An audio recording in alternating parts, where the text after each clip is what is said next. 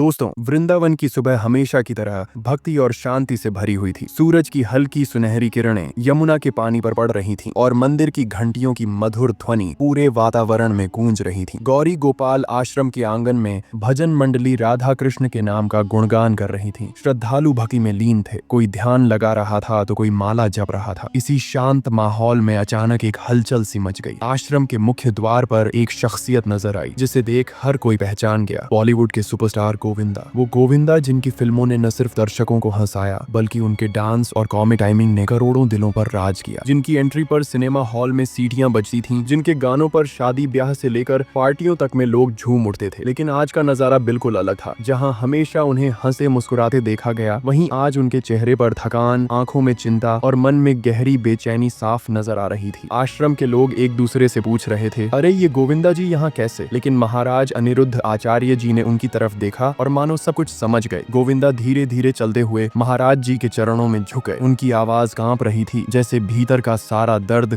एक साथ बाहर आना चाहता हो। उन्होंने कहा, महाराज, मेरा घर टूटने की कगार पर है। मन इतना बेचैन है कि चैन से सांस भी नहीं ले पा रहा हूँ। असल में बीते कुछ महीनों से गोविंदा के परिवार में तनाव चरम पर था। उनकी पत्नी सुनीता आहूजा के साथ रिश्ते इतने बिगड़ गए थे कि तलाक की खबरें मीडिया में सुर्खियां बनने लगी थी। सोशल मीडिया पर अफवाहों का बाजार गर्म था। घर में जहां पहले हंसी और प्यार की गूंज होती थी, वहां अब खामोशी और तकरार का साया मंडराने लगा था। ऐसी हालत में एक इंसान, चाहे वो कितना भी बड़ा स्टार क्यों ना हो, अंदर से टूट ही जाता है। महाराज जी ने उनकी बात बड़े ध्यान से सुनी, फिर बहुत शांति से बोले, बेटा, ये केवल बाहरी समस्या नहीं है, ये तुम्हारे अंदर की भी लड़ाई है। कुछ अधूरे वादे, कुछ गलतियां और कहीं ना कहीं भगवान के चरणों में अधूरा समर्पण, यही तुम्हारी बेचैनी का कारण है। उनकी आंखें जैसे सीधे गोविंदा के दिल को पड़ रही थी। महाराज जी ने आगे कहा, 3 दिन तक राधा कृष्ण मंदिर आओ और केवल एक ही प्रार्थना करना, हे गोविंद, मुझे अपने चरणों में स्थान दो। बस मन से, सच्चाई से कहना। अगर भाव सच्चा हुआ तो चमत्कार जरूर होगा। गोविंदा ने इस सलाह को गंभीरता से लिया। अगले 3 दिन वे मंदिर में जाते, घंटों बैठते, भजन सुनते और उसी एक प्रार्थना को दोहराते। बीच बीच में उनके मन में पुरानी बातें, झगड़े और दर्द के लम्हे घूम जाते, लेकिन फिर वे आंखें बंद कर भक्ति में लौट आते। पहला दिन बीता, मन थोड़ा हल्का लगा। दूसरा दिन आया, मानो भीतर की गांठें थोड़ी थोड़ी खुलने लगी। तीसरे दिन सुबह का समय था। मंदिर का आंगन फूलों की खुशबू से महक रहा था और गोविंदा शांत मन से भजन सुन रहे थे। तभी उनका फोन बजा। स्क्रीन पर पत्नी सुनीता का नाम चमक रहा था। उन्होंने धीरे से कॉल रिसीव किया। दूसरी तरफ से आवाज आई, हेलो गोविंदा, मुझे तुमसे बात करनी है। शायद हम अपने रिश्ते को एक मौका और दे सके हैं। वह आवाज पहले से कहीं ज्यादा नरम थी। उसमें एक उम्मीद थी। उस एक वाक्य ने गोविंदा के दिल में जैसे उम्मीद का दीपक जला दिया। वह क्षण उनके लिए किसी चमत्कार से कम नहीं था। आंखों में नमी आ गई, लेकिन इस बार वो आंसू दर्द के नहीं, राहत और कृतज्ञता के थे। उन्होंने मन ही मन कृष्ण को धन्यवाद कहा और महसूस किया कि सच में श्रद्धा और आस्था से कुछ भी संभव है। इसके बाद उनके जीवन में धीरे धीरे बदलाव आने लगा। घर का माहौल पहले जैसा तो नहीं, लेकिन काफी हद तक सुधर गया। मन की बेचैनी कम होने लगी, रिश्तों में मिठास लौटने लगी। मीडिया के सामने उन्होंने खुलकर कहा, वृंदावन का यह अनुभव मेरी जिंदगी का टर्निंग पॉइंट था। यहाँ आकर मैंने जाना कि सच्चा चमत्कार वही है जो दिल को सुकून दे। आज गोविंदा की यह कहानी सोशल मीडिया पर खूब चर्चा में है। लोग इसे सिर्फ एक सितारे की कहानी नहीं, बल्कि अपनी कहानी की तरह महसूस कर रहे हैं, क्योंकि हम सब चाहे कितने भी व्यस्त क्यों ना हो, जीवन की भागदौड़ में कभी न कभी अपने रिश्तों,